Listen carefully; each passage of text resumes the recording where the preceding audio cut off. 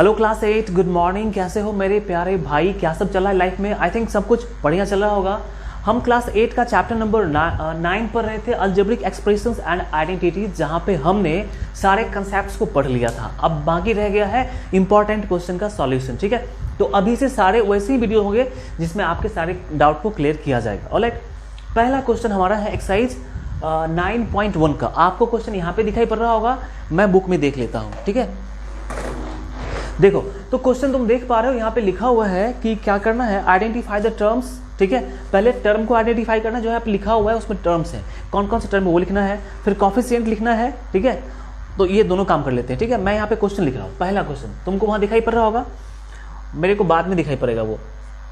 देखो 5xy z square, alright, -3zy, ये हमारा पहला, इसका पहला का पहला है ये, है ना। अब यहाँ पे करना क्या था, तो सबसे पहले क्या करना है कि टर्म्स को आइडेंटिफाई करना है। तो मैं लिख देता हूँ टर्म्स कौन कौन से हैं। हमारे पास जो टर्म्स है वो पहला टर्म 5xy z स्क्वायर, ठीक है, और जो दूसरा टर्म है ना वो 3zy। अब बच्चे कह रहे हैं कि सर ये सही है, बिल्कुल गलत है। तुम ऐसा सोचते हो, एकदम गलत काम कर रहे हो। ये माइनस जो है वो किसके पास में है, माइनस साइन किधर होता है, पीछे होता है। तो इसके पीछे क्या है, माइनस है, ये इसका साइन हुआ। ठीक है, तो ये पूरा, ये दोनों टर्म्स है। ठीक है ना, ये साइन छोड़ना नहीं है। ऑलराइट, यहाँ पे बात समझ में आ गई। अब क्या बात पूछ रहा, अब क्या कह रहा है इसमें कि क्या करना है, उसका कॉफिशिएंट लिखना है।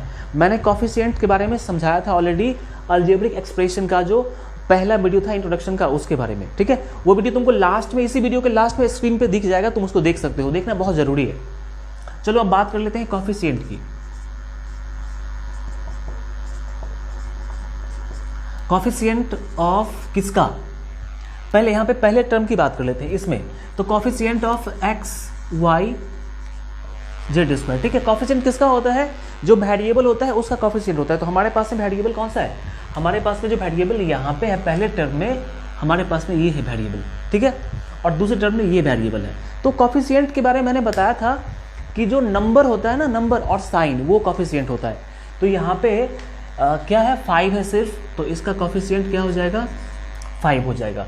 एंड कॉफिशिएंट ऑफ zy, ठीक है, तो zy के साथ कौन सा नंबर है, 3 है। लेकिन फिर से गलती कर रहे हो, क्यों, क्योंकि 3 का साइन क्या है, माइनस है, ये माइनस लिखना पड़ेगा। So these two are the coefficient of this. ठीक है, तो कॉफिशिएंट वेरिएबल का ही होता है, और जो नंबर और विथ साइन लिखना है हम लोगों को। ओके, दूसरा क्वेश्चन हमारे पास में है, मैं फिर समझाता हूँ तुमको। ठीक है, बोर्ड में साफ कर दूँ। देखो क्लास 8 के लिए जितने भी पॉसिबल टॉपिक्स हैं सब पे मैं वीडियो बनाऊंगा। ठीक है, और क्लास 8 में अगर तुम गए हो तो तुमको टेंशन लेने की बात नहीं है कि मैं मैथ कहाँ से पढ़ूँ। This channel is dedicated to class 8 only. ठीक है, और खास करके मैथमेटिक्स के लिए मैंने इस चैनल को स्पेशलाइज किया है, ताकि मैं मैथ्स के डाउट को काफ़ी अच्छे से क्लियर कर सकूं। हमारा जो दूसरा क्वेश्चन है वहाँ पे 1x और x स्क्वायर है। ऑलराइट, अब यहाँ पे कौन कौन से टर्म्स हैं मैं पहले वो देख लेता हूँ। ठीक है, तो बात करेंगे सबसे पहले टर्म्स की, कौन कौन से टर्म हमारे पास में है।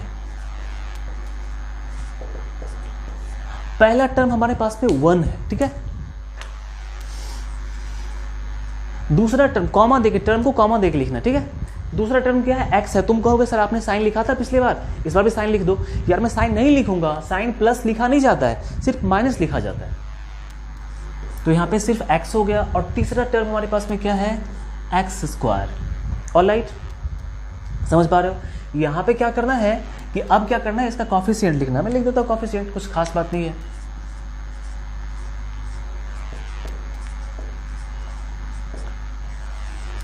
अब देखो जो कांस्टेंट होता है ना उसका कॉफिशिएंट नहीं होता है। जैसे 1 क्या है, 1 कांस्टेंट है, क्योंकि यहाँ कोई वेरिएबल नहीं, यहाँ पे x y z ABC नहीं है। तो 1 क्या है, कांस्टेंट है, इसका कोई कॉफिशिएंट नहीं होता है। किसका होता है, वेरिएबल का। तो सेकेंड, दूसरा जो टर्म है यहाँ पे सिर्फ x ही है, तो कॉफिशिएंट ऑफ x क्या होगा, जिसका कॉफिशिएंट कुछ नहीं है उसका 1 होता है। ठीक है, क्यों होता है मैं समझा देता हूँ। क्योंकि मैं x को x इंटू 1 तो लिख सकता हूँ। मैंने क्या कहा था कि इसके साथ जो नंबर है वही कॉफिशिएंट होगा। तो नंबर क्या है, 1 है, 1 कॉफिशिएंट हो गया। ऑलराइट, अब कॉफिशिएंट ऑफ एक्स स्क्वायर, तुम जानते हो कि एक्स स्क्वायर के साथ कोई नंबर नहीं है, तो कॉफिशिएंट फिर से क्या होगा 1 का 1। यहाँ पे 2 मत लिखना, वो 2 उसका डिग्री है, पावर है। इसके साथ नंबर कौन सा है, नंबर पीछे मल्टीप्लिकेशन में 1 ही है, कुछ नहीं है तो 1 है, तो ये बात हो गई। ऑलराइट, दूसरा क्वेश्चन देखता हूं मैं, तीसरे क्वेश्चन में आपके पास है हमारे भाई 4x स्क्वायर वाई स्क्वायर, सही है, -4 x square y square z square, and फिर है जेड का पावर 2। ऑलराइट, देखो ये हमारे पास में थोड़ा सा प्रॉब्लम है कि मुझे क्वेश्चन बुक से देखना पड़ता है, मुझे क्वेश्चन याद कैसे रहेगा, इतना सारा क्वेश्चन है ना, लेकिन तुमको यहाँ पे दिखाई पड़ रहा होगा, कोई बात नहीं। तो सबसे पहले क्या करना है, टर्म्स को आइडेंटिफाई करना है। तो टर्म तुमको अब समझ में आ गया ना कि टर्म कौन सा है, प्लस और माइनस जहाँ पे होता है ना, वही टर्म्स वहीं पे टर्म होते हैं और कहीं पे टर्म नहीं है। यहाँ बीच में कोई टर्म नहीं है, यहाँ पे कोई टर्म नहीं है, यहाँ माइनस है तो एक इधर एक उधर, प्लस है तो इधर फिर इधर, तो हमारे पास में कितने टर्म्स है, यहाँ पे 3 टर्म है। तो ये कैसा एक्सप्रेशन है, ये ट्राइनोमियल है। ऑलराइट, ट्राइनोमियल है, इसके टर्म्स की बात कर लेते हैं। पहला टर्म क्या है, 4x स्क्वायर वाई स्क्वायर, ये पहला टर्म था। दूसरा टर्म क्या है, -4x square y square z square, फिर हमने कॉमा लगाया, ये माइनस साथ में लिखना है, प्लस नहीं लिखना है। और थर्ड क्या है, जेड स्क्वायर। ऑलराइट, अभी क्या करना था, कॉफिशिएंट निकालना था। तो कॉफिशिएंट निकालना तुम समझ चुके हो ना कि कितना आसान है कॉफिशिएंट निकालना। क्या करना होता है कि वेरिएबल को छोड़ के और जो नंबर वाला पार्ट है वो लिखना पड़ता है।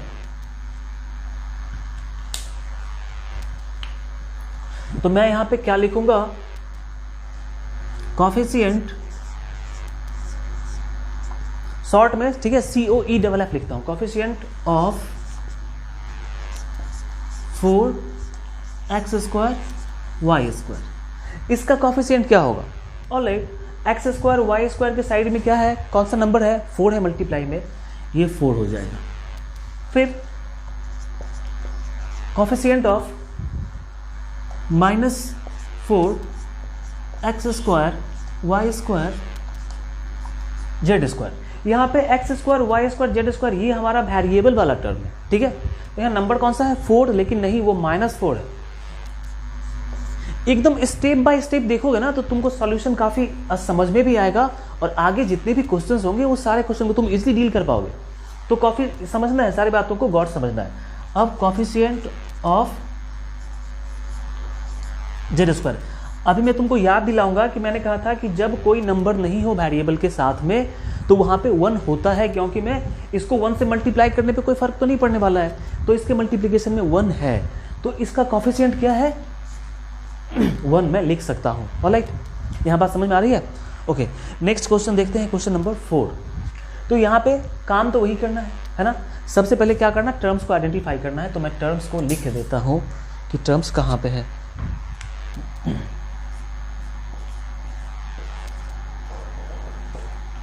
कौन कौन से टर्म है भाई, देखो सबसे पहले क्या है, प्लस माइनस को चेक करना, ठीक है। और मल्टीप्लिकेशन से टर्म अलग नहीं होता है, माइनस यहाँ पे है तो एक टर्म ये हो गया, एक टर्म ये हो गया, 3 और क्या हो जाएगा, PQ नहीं, minus of PQ, minus of PQ। उसके बाद क्या है, QR, प्लस है तो प्लस नहीं लिखना, बस लिखना है QR। फिर RP माइनस में है, माइनस ऑफ RP,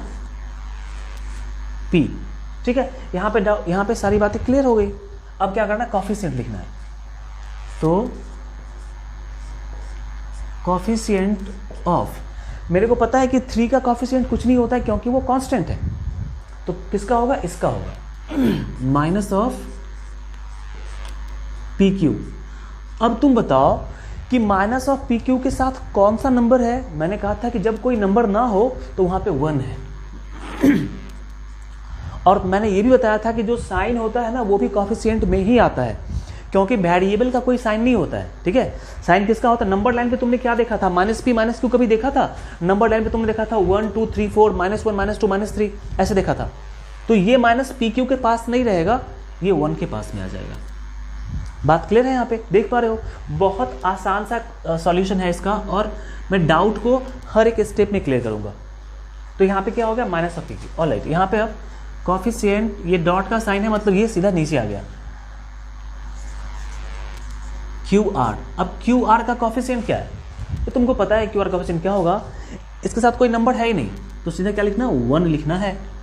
एंड फिर coefficient of minus of R P, तो यहाँ पे आर पी फिर से कोई नंबर नहीं है मेरे पास में, तो नंबर नहीं है तो 1 तो होगा ही, लेकिन यहाँ माइनस का साइन है तो ये वेरिएबल का साइन नहीं है, ये उस नंबर का साइन है। नंबर कौन सा, 1 है, तो ये इसका कॉफिशिएंट हो गया। ठीक है, समझ रहे हो, कॉफिशिएंट बहुत ज़्यादा इंपॉर्टेंट है, इसी के हिसाब से हम लोग एडिशन सब्ट्रैक्शन करते हैं, इसी के हिसाब से।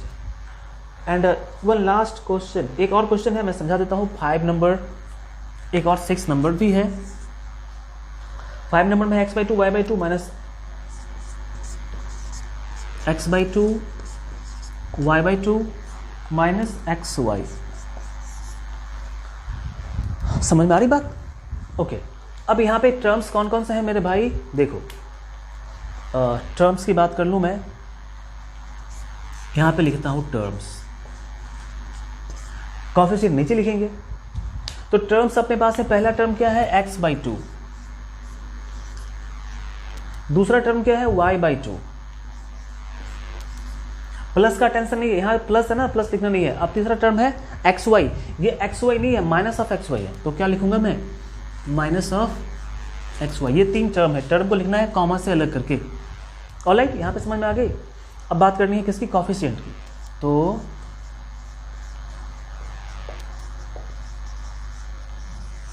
Coefficient of x/2।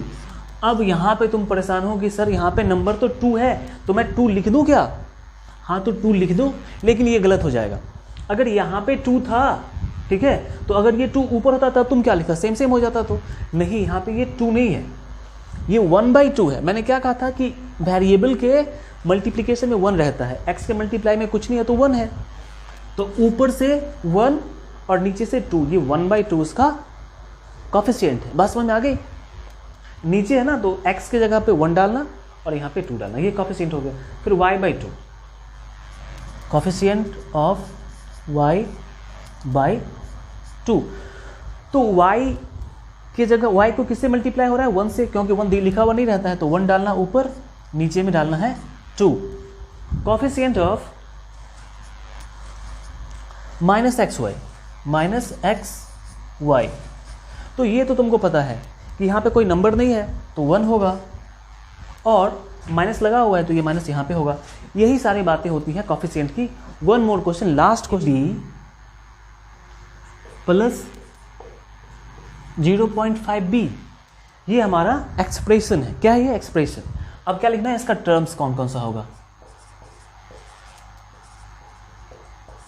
पहला टर्म मेरे को क्या दिखाई पड़ रहा है, 0.3a, ये पहला टर्म है, हमने कॉमा लगा दिया। अब माइनस ऑफ 0.6ab, और तीसरा टर्म क्या है, 0.5b, है ना, ये हमारा तीसरा टर्म था। अब क्या करना है कि इसका लिखना है कॉफिशिएंट।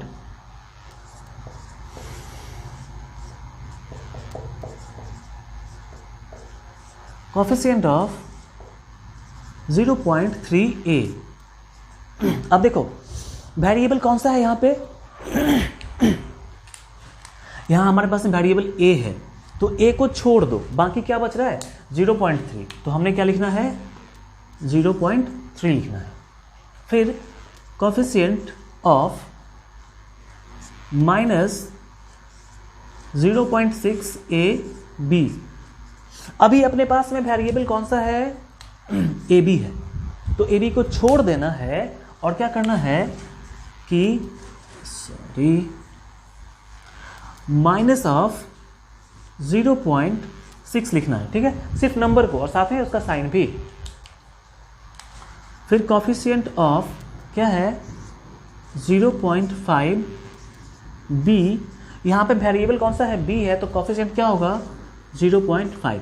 अब तुम चाहो तो पॉइंट को हटा के फ्रैक्शन में लिख सकते हो, नहीं लिखो, ये तुम्हारी मर्जी। ऑलराइट, तो पहला क्वेश्चन हमने देख लिया। अब नेक्स्ट क्वेश्चन मेरे सामने रखा हुआ है, वहां पे टर्म्स को आइडेंटिफाई करना है, वहां पे कि मोनोमियल, बाइनोमियल, ट्राइनोमियल। तुम जानते हो जैसे ये कौन सा था, ये 3 टर्म है तो ट्राइनोमियल हो गया, वो तुम बना सकते हो। हम क्वेश्चन नंबर 3 देखेंगे नेक्स्ट वीडियो में, ठीक है। तो सारे वीडियोस देखना, इसके सारे क्वेश्चंस को मैं डील कर दूंगा एंड आगे भी जो भी चैप्टर्स हैं, जो भी एक्सरसाइजेस हैं, मैं सबको डील करूंगा।